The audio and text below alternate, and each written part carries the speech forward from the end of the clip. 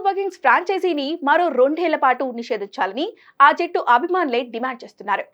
IPL 2025 season నేపథ్యంలో Chennai super Kings franchise టికెట్ల విషయంలో అభిమానులను దారుణంగా మోసం చేసిందని ఆరోపిస్తున్నారు.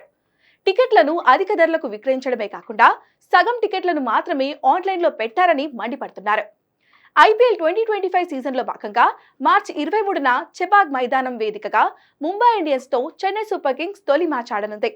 ఈ మ్యాచ్ కు సంబంధించిన టికెట్ల అమ్మకాలు బుధవారమే ప్రారంభమయ్యాయి. చెన్నై చెపాక్ స్టేడియానికి 40,000 సీటింగ్ కెపాసిటీ ఉండగా ఇందులో 35,000కు పైగా టికెట్లను ఆన్లైన్ ద్వారా విక్రయించాలి.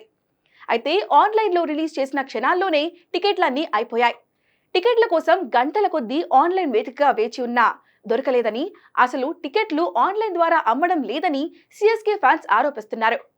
స్టేడియంలోని సగం టికెట్లను తెలిసిన వారికే ఇస్తున్నారని, మరికొన్ని బ్లాక్ లో అమ్ముతున్నారని ఫ్యాన్స్ అసహనం వ్యక్తం చేస్తున్నారు.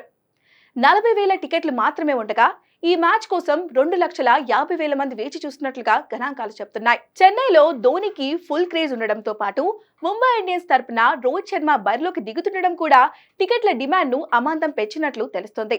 అయితే చెపాక్ స్టేడియంలో కనీస టికెట్ ధరనే 1,400 రూపాయలు ఉండగా బ్లాక్ లో ఒక్కో టికెట్ ను 10 రెట్లు పెంచి అమ్ముతున్నట్లు వార్తలు వస్తున్నాయి. ఈ క్రమంలోనే చెన్నై సూపర్ కింగ్స్ టు మరో 2 ఏళ్ల పాటు నిషేధం విధించాలని సోషల్ మీడియా వేదికగా ఫ్యాన్స్ డిమాండ్ చేస్తున్నారు. గతంలో స్పాట్ ఫిక్సింగ్ ఉదాంతం నేపథ్యంలో చెన్నై సూపర్ కింగ్స్ తో పాటు రాజస్థాన్ రాయల్స్ పై 2 ఏళ్ల పాటు నిషేధం విధించిన విషయం తెలిసిందే.